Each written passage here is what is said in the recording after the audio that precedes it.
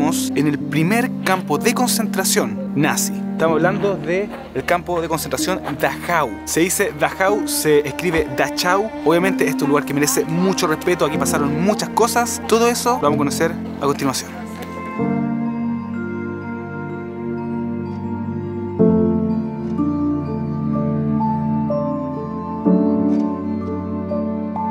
A mi espalda ya está el campo de concentración. Este campo de concentración es muy importante. Al ser el primero, sirvió como modelo para los siguientes campos de concentración que conocemos en el régimen nazi. La fecha de construcción fue el 21 de marzo de 1933. En esa fecha se terminó de construir y al día siguiente ya comenzaron a llegar los primeros prisioneros. Tal como ven aquí, esta es una vía del tren. Al principio los prisioneros no llegaban por tren, llegaban en camiones y a veces caminaban cuando se les dejaba muy al exterior. Al principio, chiquillos, este lugar no fue utilizado para el exterminio. Después, obviamente, al evolucionar la guerra, sí. Al principio fue un campo de prisioneros. Ahí vemos fotitos de 1938, aquí también. Muchos de los prisioneros del inicio eran religiosos, gitanos, pero no tantos judíos. Después, con el tiempo, cuando ya comenzó la cacería literalmente de judíos, se empezó a llenar y llenar.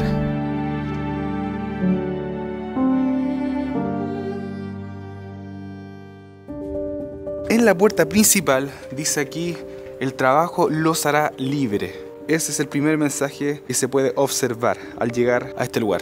Y justo arriba de este lugar estaba la primera torre de vigilancia. Este lugar que está al frente mío es el patio de revisión. Aquí pasaban lista, aquí se formaban todas las personas, todos los prisioneros. En pocas palabras, aquí se hacía el conteo de personas. Se dice que en todo este lugar alcanzan aproximadamente entre 40.000 a 50.000 personas. Obviamente en este lugar también se generaban castigos.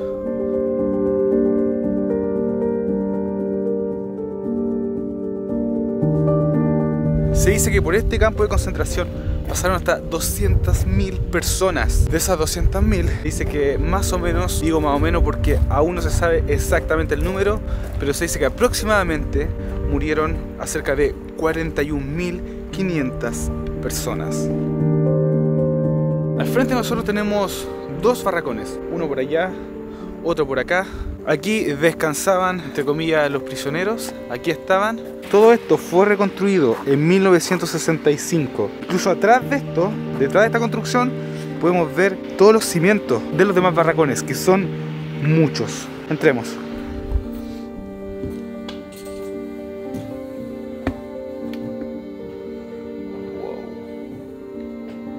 O sea, aquí literalmente había personas, no solo una, sino que muchas juntas.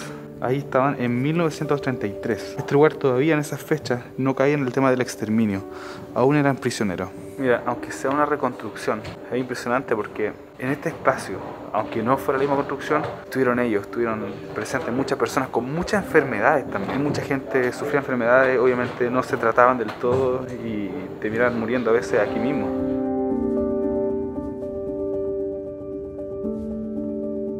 Fuera de cámara con la Javi hablábamos, camino para acá, cómo tuvo que haber sido para las personas prisioneras el tema del frío. Nosotros estamos muy abrigados y aún así sentimos mucho frío. Me imagino cómo era para ellos. Era una pelea constante para tratar de sobrevivir y años de vida muy, pero muy miserables estando aquí. Aquí un prisionero incluso habla justo acerca de ese tema. En el año 38 vino una reconstrucción y así quedaron las zonas para dormir. Ya se ve totalmente diferente a lo que vimos en la otra habitación. Se dice que en este lugar, en todo el barracón de aquí al otro extremo, alcanzaban supuestamente alrededor de 200 prisioneros, pero ese número nunca se respetó y se repletó de personas. Aquí podemos ver la zona que se usaba para el lavado y acá al ladito también el baño. Luego ya, a finales de la guerra, chiquillos, las literas ya se veían así, todos juntos y alcanzaron lo que alcanzaron. Aquí hay una lista, aquí están todos los bloques de los barracones. Fíjense el número de cuántas personas habían por cada uno. En el 19 habían hasta 2.000 personas.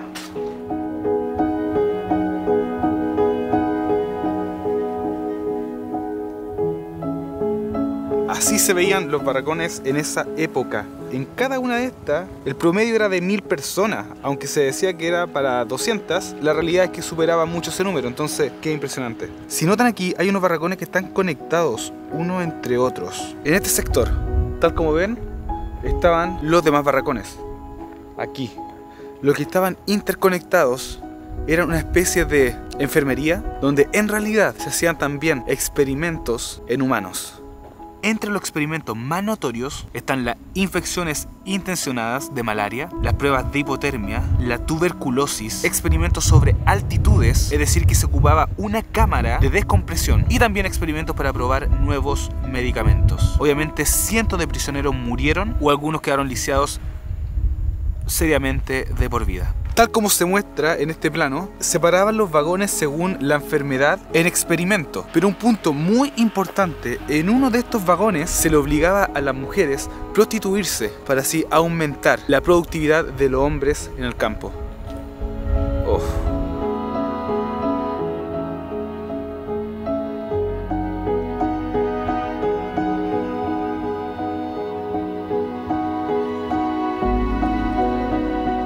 Justo donde estamos caminando estaban todos los barracones. Tal como vimos dentro de los barracones, el número aumentaba mucho entre los barracones más lejanos. Es decir, el número 29, el número 21, el 30, tenían muchas personas.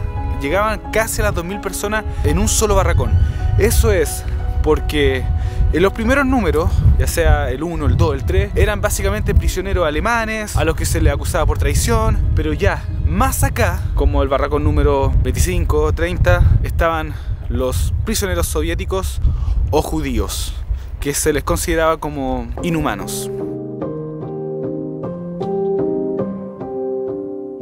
En este campo de concentración estuvo Georg Elser, no sé si se pronuncia así. Él fue un prisionero que lo catalogaron como especial. Lo encerraron hasta 1945. En realidad en ese año lo fusilaron aquí en este lugar. Pero ¿por qué fue un prisionero importante? Fue porque él casi logra asesinar a Hitler en 1939. Él hizo un atentado que obviamente fracasó, en donde puso una bomba en un restaurante en donde iba a estar Hitler con los grandes cargos. Finalmente explotó la bomba, pero ya habían salido esas personas. Hablé un poco de los perímetros que rodeaban este campo de concentración. ¿Por qué era tan difícil escaparse? Tenían primero una zanja, que es la que está aquí, que fácil tiene unos 2 metros. Después viene un cerco con alambre púa electrificado, que es el que tenemos aquí al frente de nosotros. Fíjense, arriba también tiene alambre púa.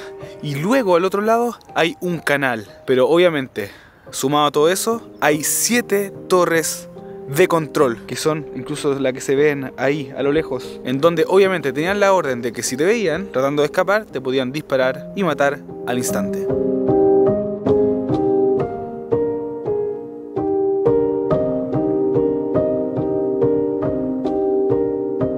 Al ir pasando los años, este lugar ya no solo era un lugar de prisioneros, sino que se sumó a lo que hacían los otros campos de concentración y se convirtió en un campo de exterminio. Frente a eso, como comenzaron a aumentar las víctimas, las muertes, se construyó un crematorio.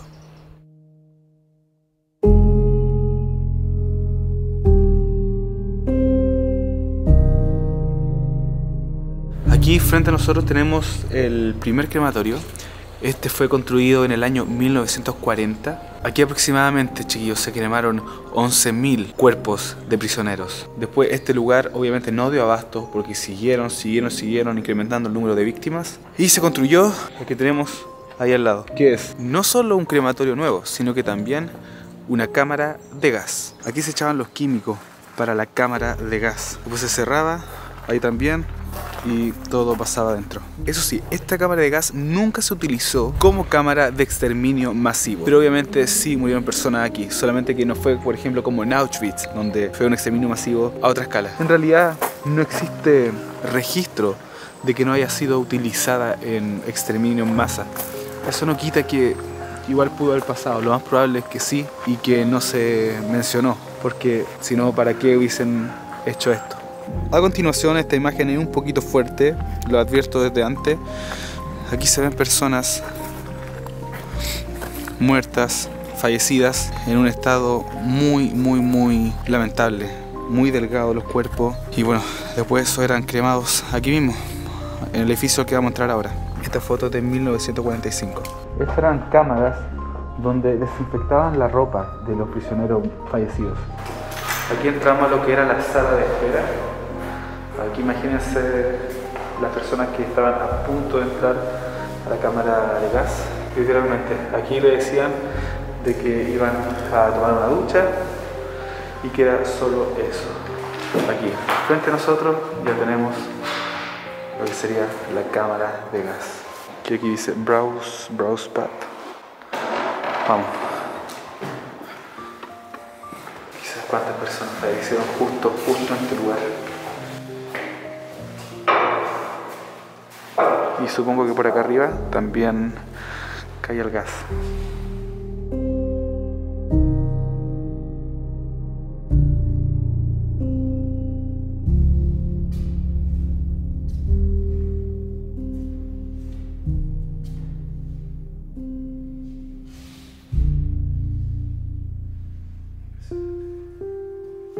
Siempre había visto esto en videos, en libros de historia, pero al estar aquí, saber que muchas personas estuvieron en los últimos segundos de su vida aquí, es muy fuerte, chiquillos, es muy fuerte. Y aquí entramos a lo que ya es el crematorio en sí. En estos crematorios se dice que ponían hasta 2 personas por el estado en el que ya estaban los cuerpos, eran muy delgados. Entonces alcanzaba perfectamente 2 personas. Ahora, si me preguntan a mí, siendo una opinión un poquito fuera de lugar, yo diría que perfectamente ponían más de 2. Porque se decía que por crematorio se demoran 8 horas en poder cremar a la persona. Y debido al número de víctimas que tenían, yo creo que esto estaba saturadísimo. Incluso hay fotos donde se le ve a prisioneros teniendo que cremar ellos mismos los cuerpos.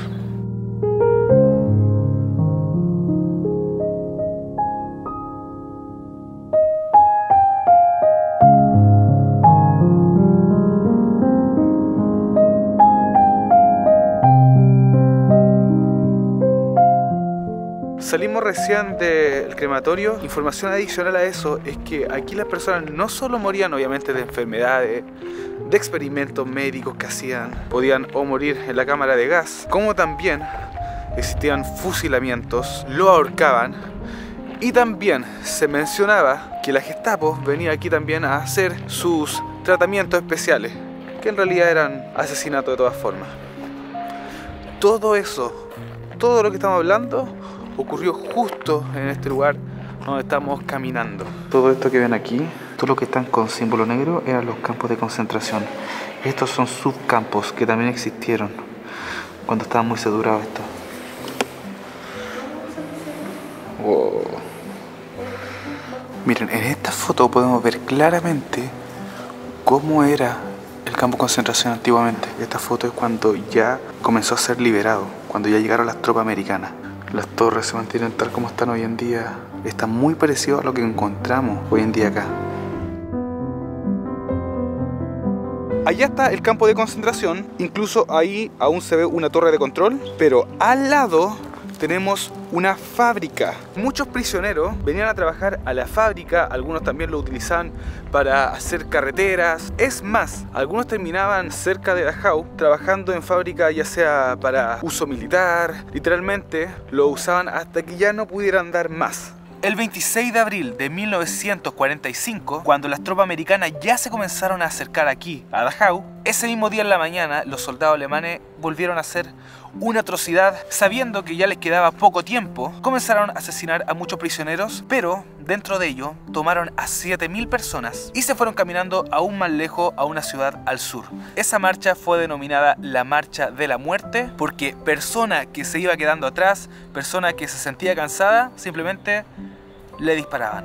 3 días después de esa marcha, el 29 de abril, llegaron finalmente los americanos a Dachau, liberándolos ya de una buena vez. Cuando los americanos comenzaron a acercarse aquí, notaron que habían vagones completos, eran exactamente 30 vagones llenos de cuerpos. Ahí comenzaron a dimensionar bien todo lo que estaba pasando acá. Se encontraron con muchos prisioneros aún en pésimo estado, y para la mala suerte de los prisioneros, justo en esa época comenzó una pandemia de tifus, por lo cual no pudieron liberarlos de inmediato, tuvieron que hacer una cuarentena y en ese tiempo también fallecieron muchas personas. Ya como conclusión les puedo decir que es un lugar impresionante, es un lugar con una historia muy fuerte. Alemania se ha encargado de que toda esta historia no se olvide. Este lugar es totalmente gratis, o sea, hemos visto mucha gente, muchos estudiantes, muchos abuelitos, muchos jóvenes. Así que por ese lado Alemania lo ha hecho bien, en el sentido de que las siguientes generaciones aprendan de todo lo que pasó y de que esto en verdad nunca más se vuelva a repetir.